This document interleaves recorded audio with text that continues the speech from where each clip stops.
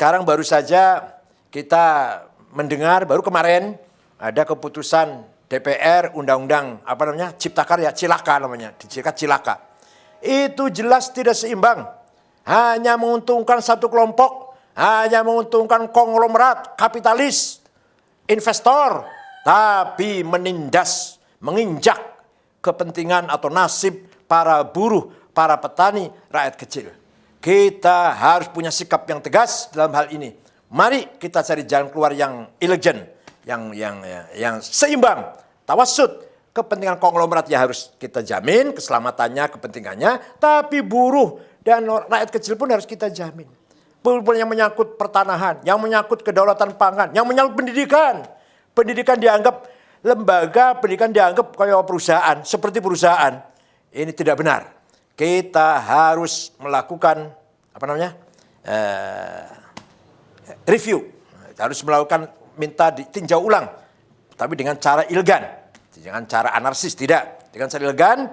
Kita harus bersuara demi warga NU, demi wasatiyah, al-istimaiyah, moderasi dalam membangun masyarakat yang moderat. Tidak boleh mengorbankan rakyat kecil. Undang-Undang Dasar 45 yang masih jauh panggang dari api, apa istilahnya gitu ya, jauh panggang dari api, yang masih jauh dari implementasi.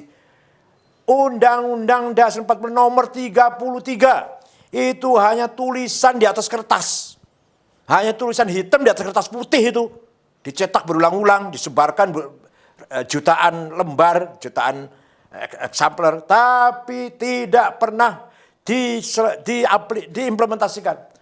Bahwa kekayaan Indonesia ini kan alam ini untuk seluruh rakyat Indonesia. Apa itu sudah terimplementasi? Sudah terrealisasi? Sama sekali tidak. Sama sekali tidak.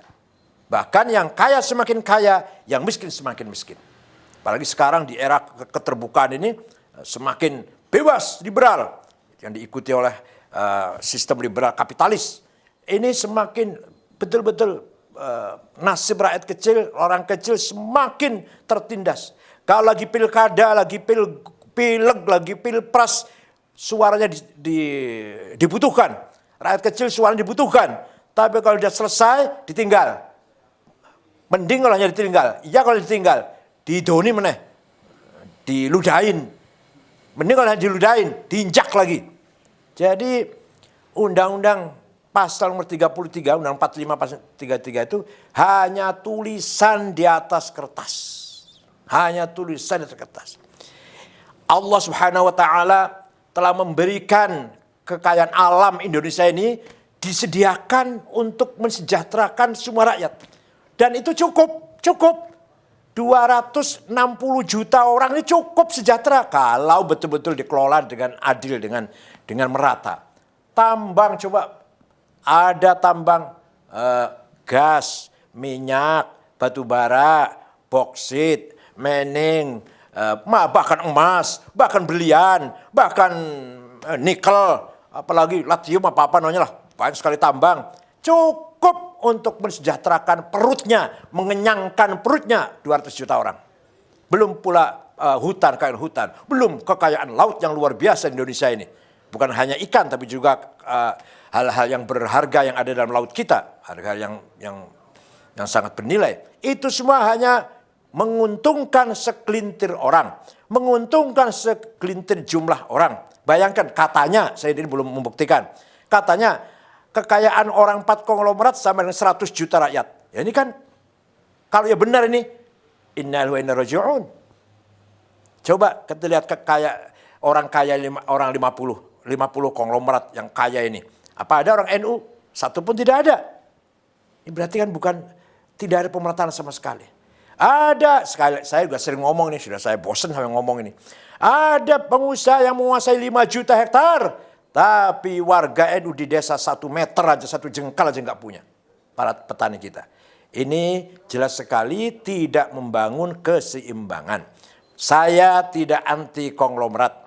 Tapi konglomerat harus melakukan reformasi cara berpikir, harus menjadikan kelas menengah dijadikan mitra, bukan dijadikan bawahannya. Kelas menengah harus menganggap mitra bagi kelas kecil. Kelas kecil harus merangkul buruh tani, rakyat kecil. Fuqara wal masakin, syagholin, ummal, buruh kecil. Itu harus selalu bergandengan tangan. Tidak boleh konglomerat menganggap kelas menengah itu bawahannya atau sapi perahannya. Kelas menengah menganggap kelas kecil sapi perahannya, bawahannya, dan kelas kecil jauh dari fuqara wal masakin, tidak boleh.